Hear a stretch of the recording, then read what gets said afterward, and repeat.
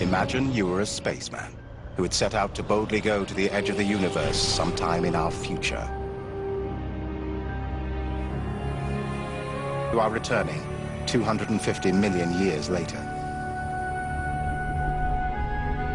Everything you remember will be gone.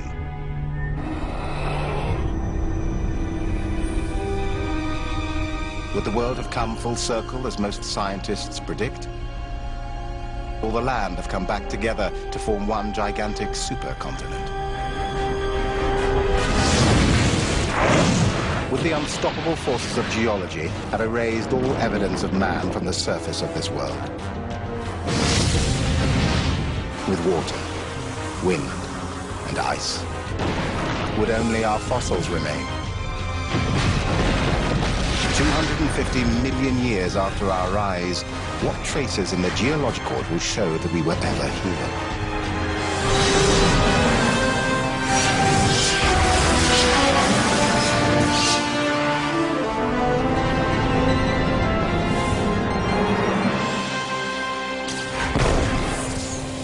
Earth, 250 years from now.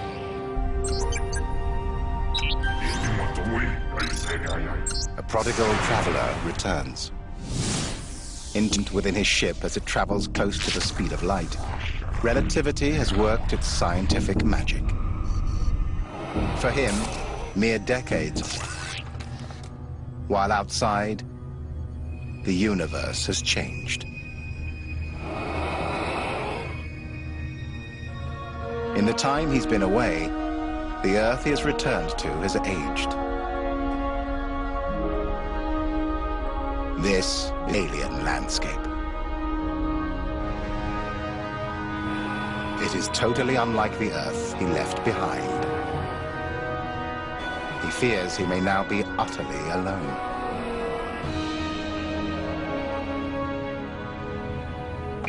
He will need all of his ship's forces to find out what has happened here. After 250 million years, all the continents have moved. But it's not just the world that has changed. The stars have shifted in the heavens. Even the moon are not the same. Our lonely traveler might be forgiven for thinking that he has not reached Earth at all. He must access his ship's disk to confirm that this truly is his home.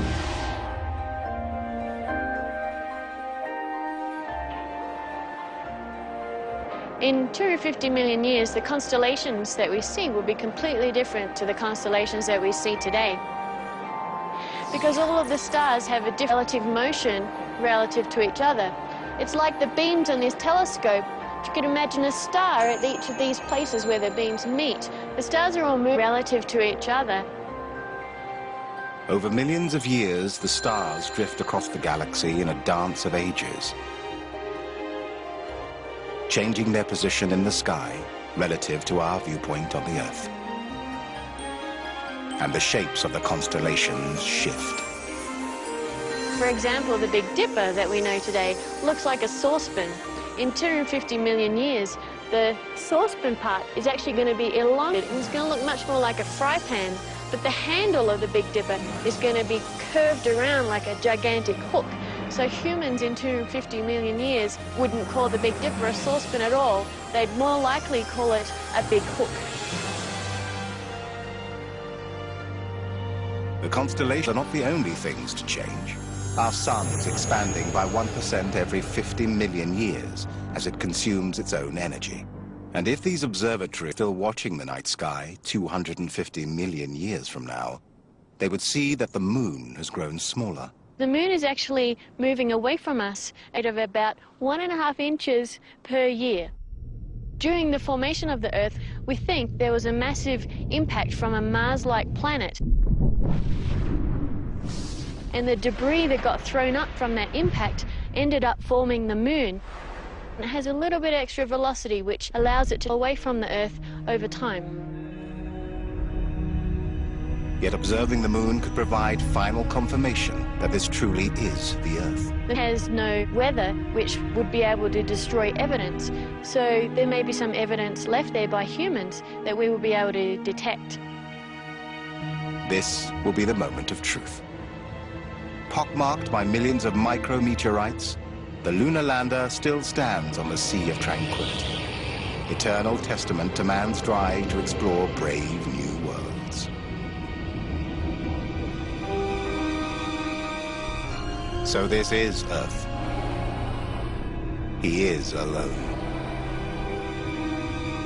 Because this Earth is completely unlike the one our left behind. No point looking for evidence of civilization here. The Great Wall of China, the pyramids, much more, all have been erased. In their place, a brand new supercontinent covers the world. This supercontinent was created because the Eden we live on floats fires of hell.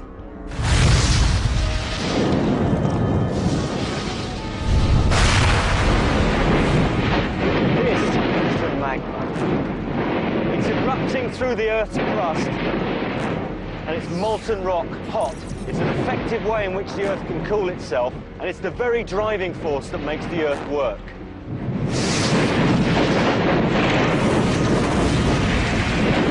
Magma like this to create the continents on which we live, breathe, breed, and die. Wow. Even today, it's our world.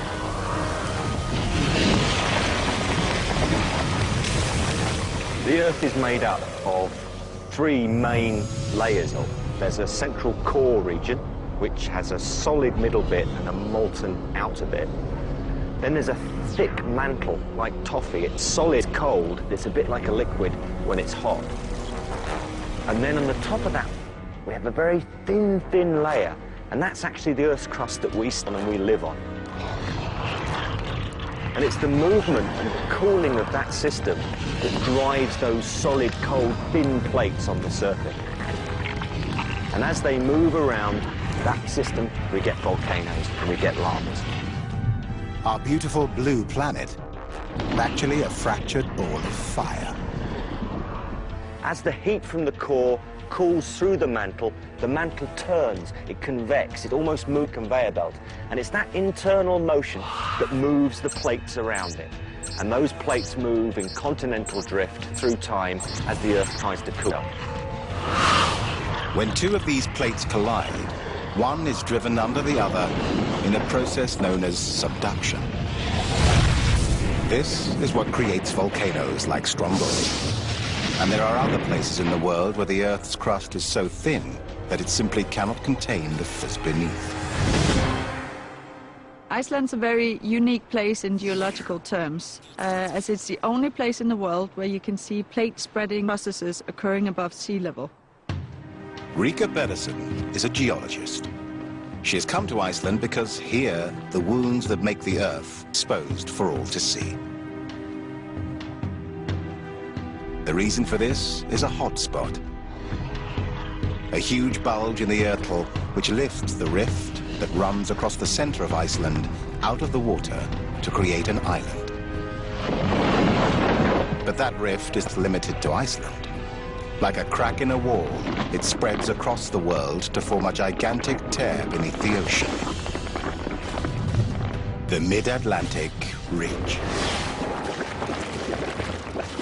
This ridge marks the line where new material rises from the Earth to form the plate of America and Eurasia.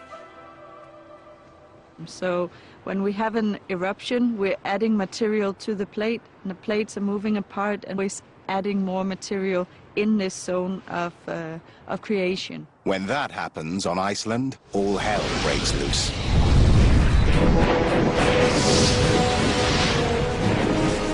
This is Krafla in northern Iceland. In 1975, what's known as a rifting event happened here. It went on for 9 years.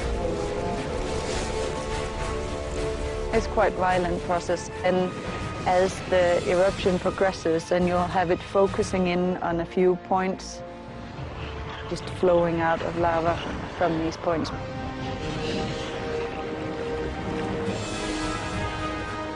Even now, 26 years later, the landscape it left behind is of blackened devastation.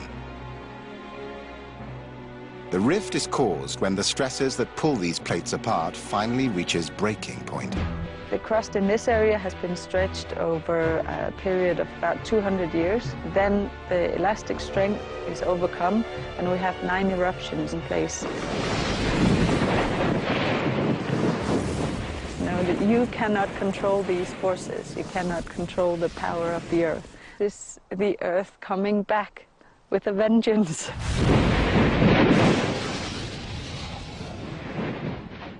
Most of the land we saw was originally created by volcanism like this. Over centuries, the forces of nature turn blackened cinders into weather on which grass can grow and life can flourish.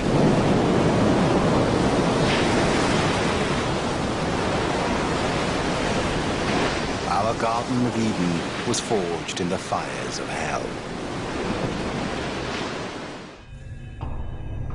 But Earth, always Eden. To discover what conditions will be like on this supercontinent, our solitary traveler must look back 250 million years for our time, when another great continent covered the world and life struggled to survive.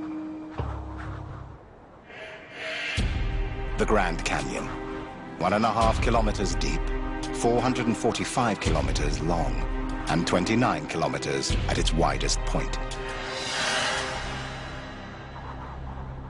To find out what a supercontinent is like, geologist and guide Wayne Rannie has come to examine this gash in the Earth. Well, if we want to understand Earth's future, we need to understand its past and what's happened in the past. And better place to do that than the Grand Canyon right here in front of us. If we look at rocks that were deposited here in the past, we get some sense for what's going to happen in the future. And in the walls of the Grand Canyon here, we have rock formations that were deposited over hundreds of millions of years.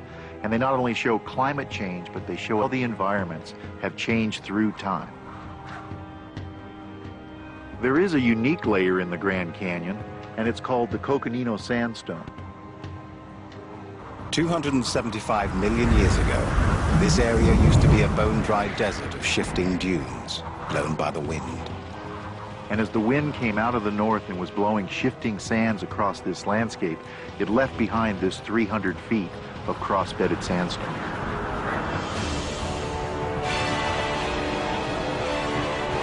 That desert was not just confined to the Canyonlands. All over the world, from the British Isles to Arizona, from Angel Falls in Venezuela to the deserts of Africa, similar rocks of the same age are found. These rocks show that they were once part of a gigantic desert on a supercontinent called Gaia. Despite the harsh conditions, life clung on until the world began to change. That change was not sudden. It took hundreds of millions of years.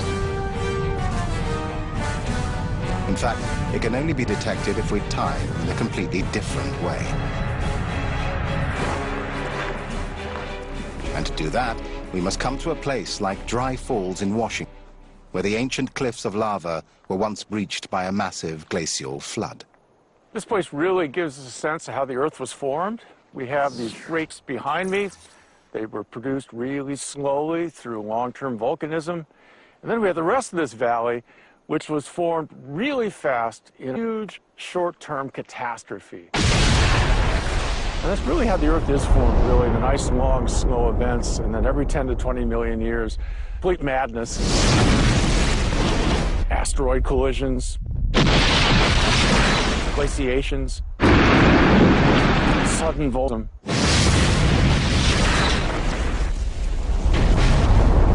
We have the long and stately and the short and crazy, and that really together builds our... Viewed from this perspective, the beat of Earth time is marked out by geological catastrophes on a grand scale. And the Earth moves.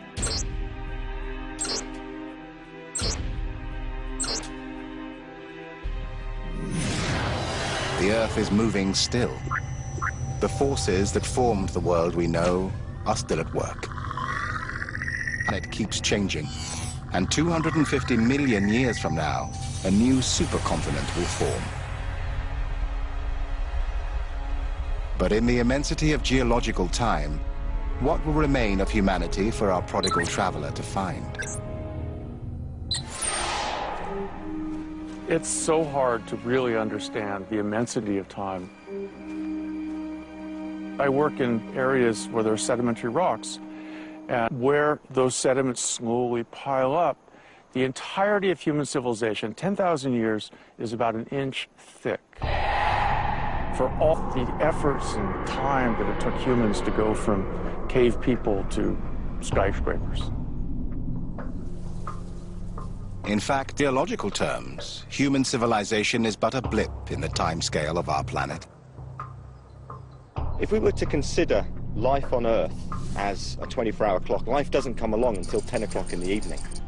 It's not until after 11 that the dinosaurs actually appear on the planet, and some mere 40 minutes later they're wiped out by an asteroid or some big volcanic event. It's not until about 2 seconds from midnight that man actually appears on the planet. It's a rather sobering thought that we've literally only been around just before the party starts at midnight. Why that clock business drives me crazy is because it assumes that once we get to the present time, time stops.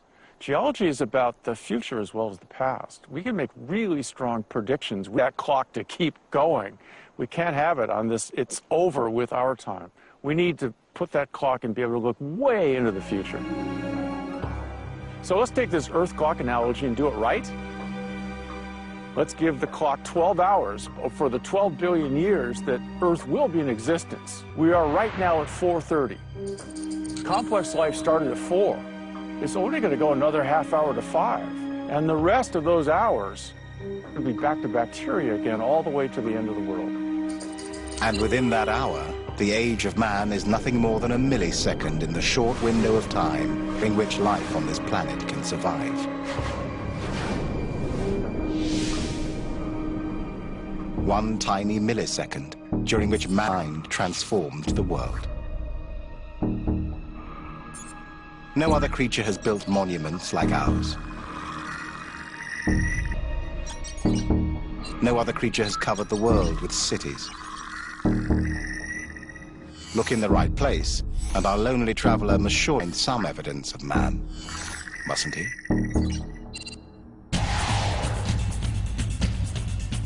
But in Earth time, 6,000 years of human civilization isn't even the blink of an eye.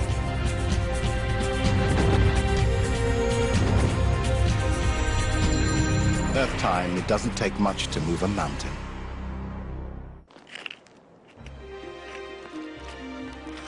Imagine that this teaspoon represents those of erosion. Erosion is a simple but everyday process that helps to shape landscapes.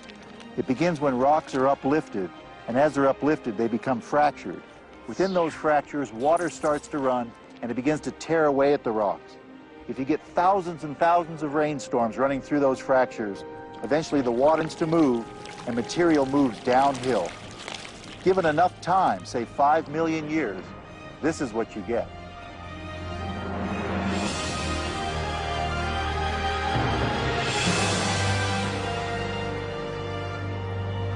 The Grand Canyon has been carved out of the Colorado Plateau by the erosive power of the river, exposing almost 2 billion years of the Earth's geological history. But the whole story, because when we examine the fossil evidence from the canyon, we discover something amazing. Occasionally on the rim of the Grand Canyon, you'll find evidence for past life. And I'm holding in my hand here a fossil sponge that was found in the Kaibab Formation on the rim of the Grand Canyon. As we all know, sponges can only grow in the ocean, and this sponge tells us that this layer of rock that makes up the rim of the Grand Canyon was once at the bottom of a shallow sea. What's more, all the fossils found at the very top of the canyon are over 250 million years old. But if the Kaibab layer is 250 years old, what has happened to all the rocks that were deposited after that? 250 million years of geology have disappeared from the top of the canyon. To find out what happened to those layers, Wayne must fly north across some of the most spectacular scenery in America. We're looking at Castleton Tower here on the northern part of the Colorado Plateau, and Castleton Tower is an excellent example of erosion grand scale. Castleton Tower was once a continuous layer of strata that was connected to all the other strata around it, but erosion has torn away at it, leaving it isolated as an erosional remnant in this valley. The layers of strata in the tower once covered the whole area on top of the Kaibab Formation.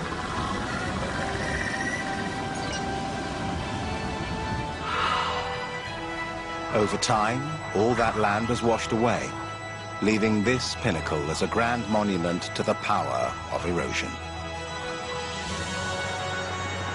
Nothing lasts forever upon planet Earth, and these monuments here will disappear just like the monuments of man, the Great Wall of China pyramids or Mount Rushmore. These are very temporary features upon the landscape, and erosion will tear away at them as a new supercontinent is built 250 years from now.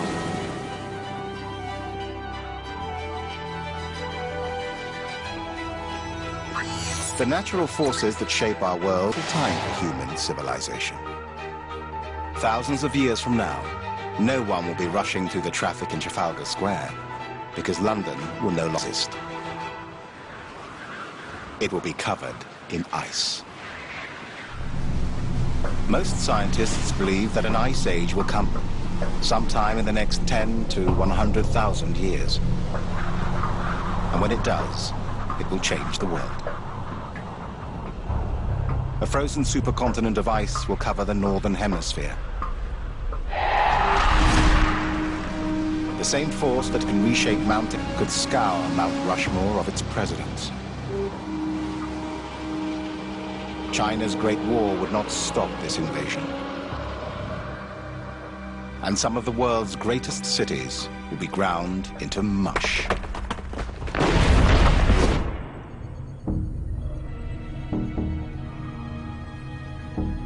When the ice comes again, it will scrub most of the works of man from the northern surface of the globe. Whole cities will be reduced to rubble. So, to find evidence of fellow intelligence, our solitary must look elsewhere. What will remain to tell those who follow us that we were ever here?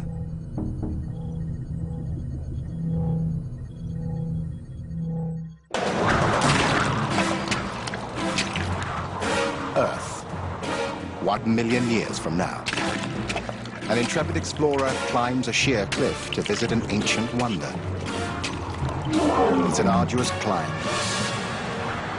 but it's worth it. Because miraculously preserved high in these mountains is fossilized evidence of the wonders that once ruled this world.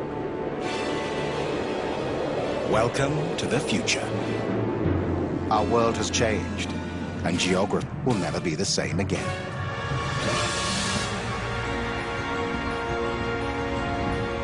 "100 million years from now, the Mediterranean basin will no longer exist.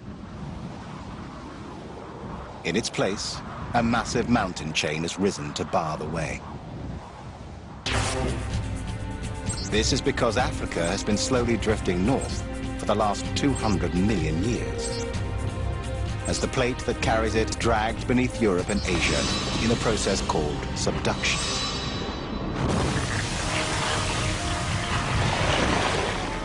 As the African plate sinks back into the mantle, it pushes hard against Eurasia, which crumples with the impact.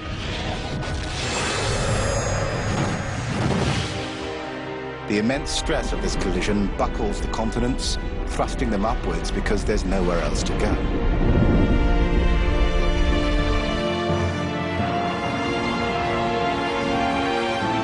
And a mountain chain is born.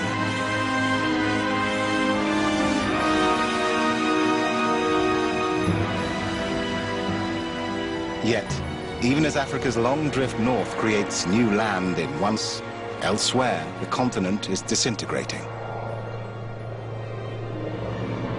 We're flying over the East African Rift in southern Kenya. Essentially, this is a huge valley that's been formed as this continent has tried to rip itself apart.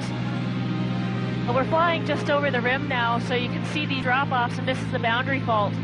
That really defines the edge of the rift. Alex Guth has spent 5 years studying the East African Rift in detail. To her, it marks a frozen moment in Earth time as a continent is born. Oh, amazing. As she flies over this volcanic landscape, she can see the distinct depth pattern in the fault system created by the stresses involved. So you're tearing, right? You pull this way, and then you get a tear going this way. It's like pulling apart. Those stresses are caused by tectonic activity. As it drifts north, Africa is passing a spot of magma just beneath the Earth's crust. Over millions of years, the hot spot heaves the Earth upwards bulge. The bulge stretches and fractures the outer brittle crust, pushing it apart and spewing lava onto the surface.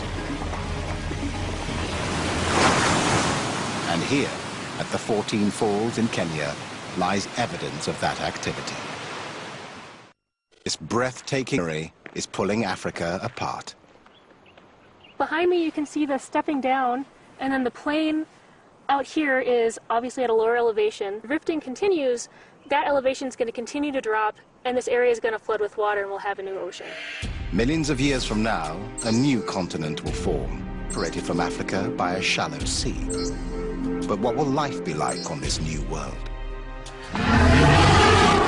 I don't think anyone can speculate accurately what life will be like in 100 million years or 250 million years.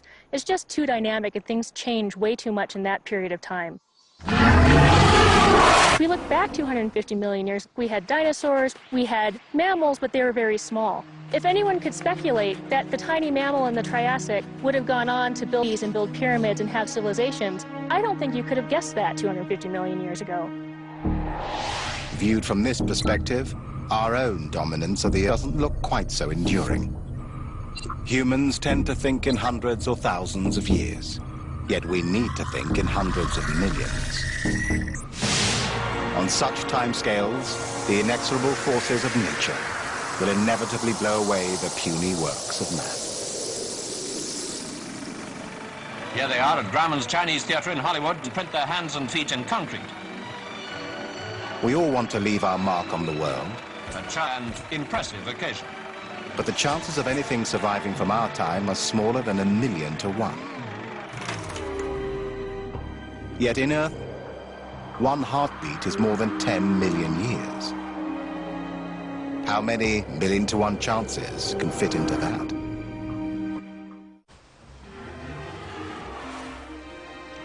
Almost 100 million years ago, a herd of dinosaurs was walking along a beach. Their footprints embedded in the soft, muddy sand, and for a variety of reasons, were never washed away.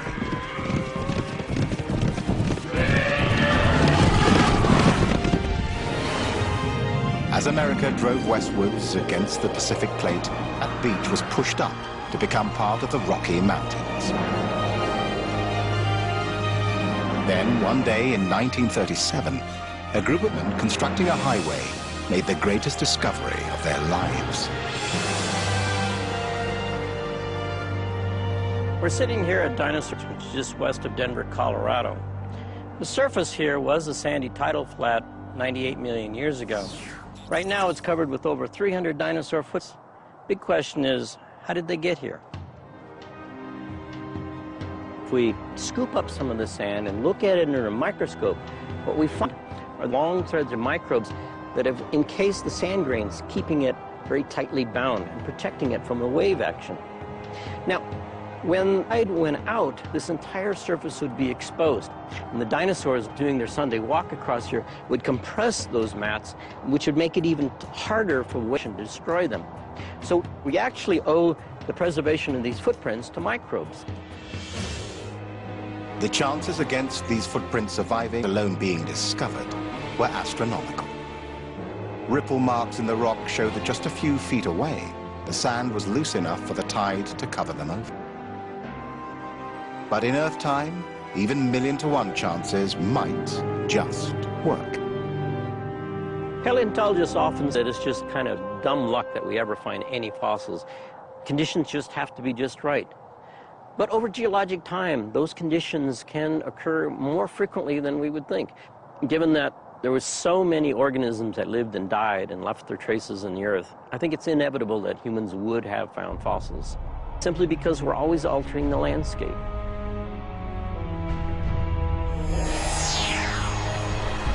The same will be true of human fossil. It will be through chance finds like this that evidence of our existence will survive, to be discovered by the creatures that take our place. Scientists in the future will use these finds to piece together some idea of what we were like and how we lived, just as we do with evidence of dinosaurs today. Their reconstruction of what humans look like will depend entirely on the quality of the evidence they find. So the picture they come with might not quite match our own image of ourselves. Ironically, some of the best evidence will come from what we would see as disaster.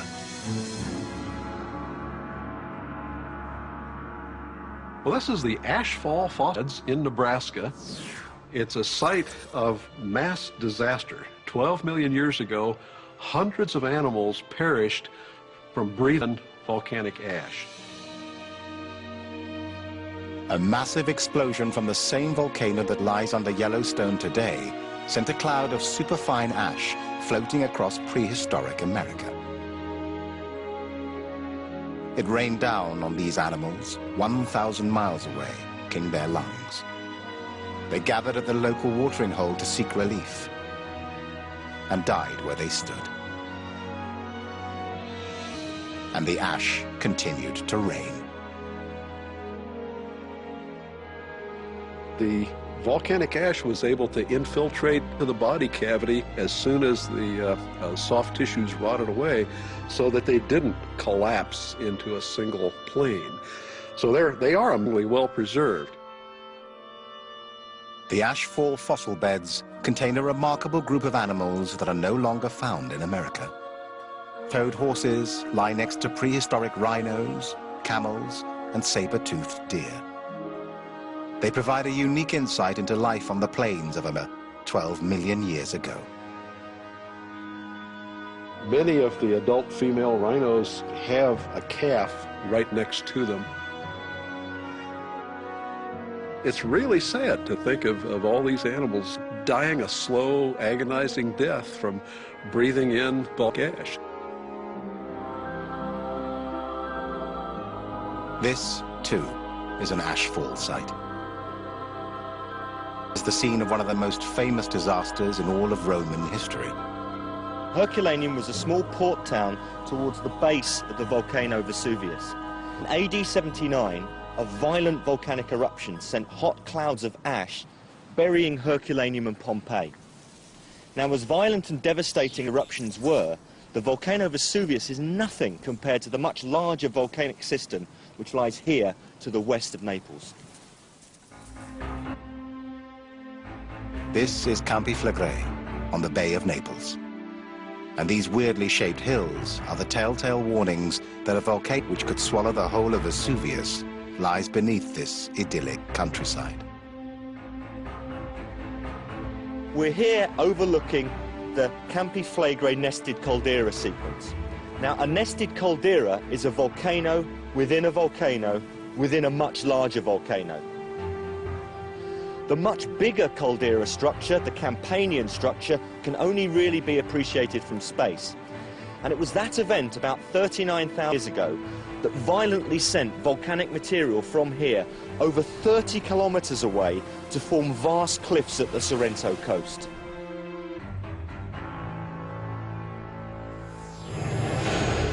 Campi Flegrei is part of a complex volcanic picture running from the Bay of Naples all the way down to Etna on Sicily. One day, this supervolcano will erupt again. When it does, it will engulf the entire Bay of Naples in a wave of ash and lava. Well, we've come here to the water's edge to look at these fantastic volcanic rock deposits. As you can see, a number of buildings built in and around these thick beds of ash, but the deposits themselves are actually much thicker. They tower over these buildings. If those buildings were at the time of this eruption, this blanket of ash would have completely covered them. Any buildings, any scenery would be completely fossilized by such an eruption. And like the victims of Vesuvius, that act of destruction may well preserve evidence of our civilization for those who follow. A gruesome testament to the species that once ruled the world.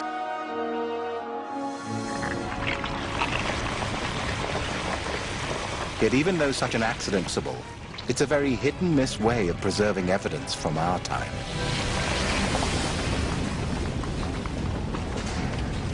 When we think possibility for volcanic features such as lava flows to somehow flow around and encase things like the Sphinx in Egypt, we can imagine that that's a possibility on planet Earth, but the chances of it happening are very, very slim.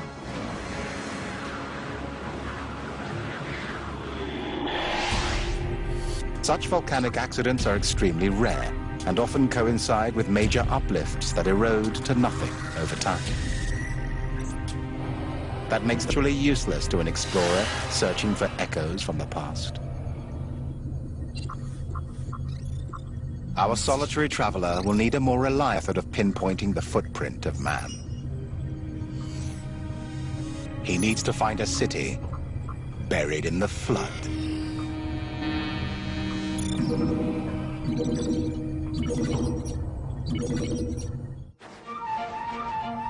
Compared to the dinosaurs, humans are giants at creating fossils.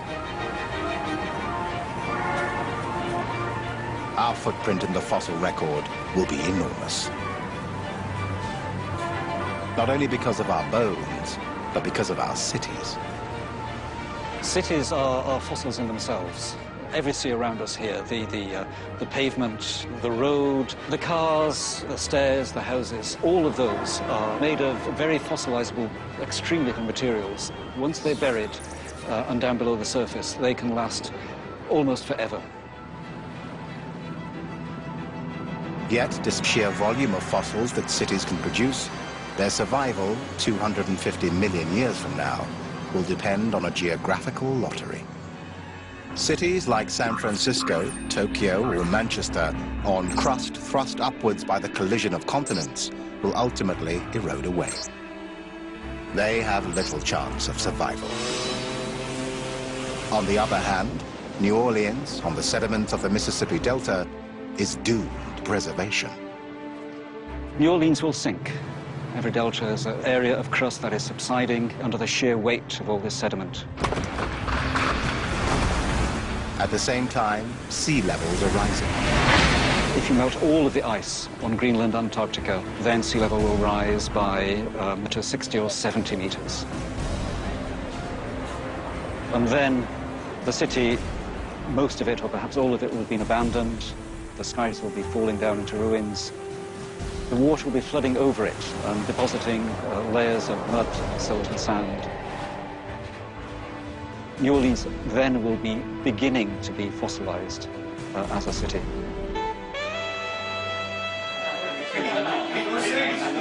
And buried under all that chaos might be the remnants of a bar, caught in time when the levees finally fail. All of its people gone. The rhythm of their lives not even a fading image in the long memory of the world. But the detritus of their existence, the bottles, the glasses, the ashtrays and furniture, will all be left behind. Here they will begin the inexorable process of fossilization. This glass is transparent because it's a liquid, a supercooled liquid. In the factory where it was made, the molten material was cooled so quickly that the molecules didn't have time to arrange themselves into crystals. Given millions of years underground, the molecules will very slowly travel together and click into place to form a crystal lattice framework. And when that happens, boundaries between the crystals bounce the light backwards and forwards, so it can no longer fall straight through the glass. At that point, the glass is opaque. Yet for this to happen, the glass has to survive. And the biggest threat to any fossil's survival is the sheer weight of the mud that will preserve it. Mud is heavy, sloppy. When it smashes into this bar, it will fill everything. That mud will be full of debris.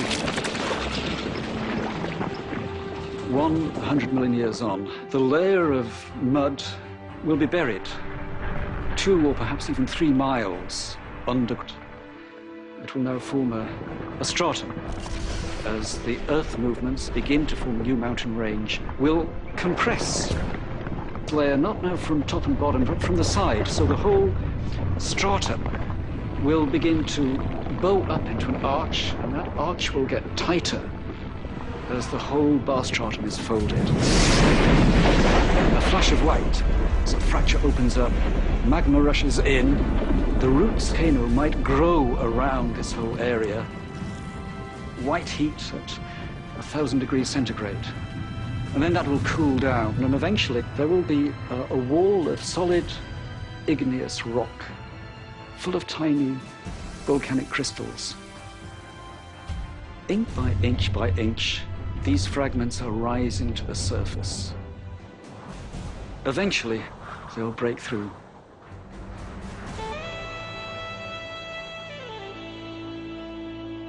But this can happen only under a particular set of circumstances. First, the bar must drown as the continents continue their stately dance through time. Then, it must be pushed up with the mountain. New supercontinent forms, where it can be exposed by erosion at exactly the right time. So to find the right city, our lonesome traveler work out how the supercontinent has formed. To understand the way in which the next supercontinent is going to build up, we can look in the past at how the previous supercontinent has broken up. And the last stages of that breakup has been the formation of the Atlantic as we see it. You know, Africa splitting away from South America. It's a very obvious fit that has drifted apart.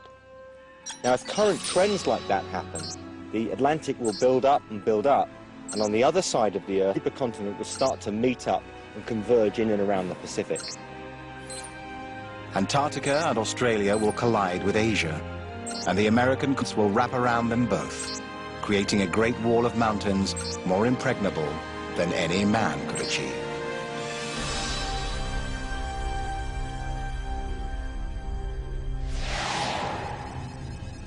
This collision of continents will thrust the fossilized mud rock of the Mississippi back up to the surface.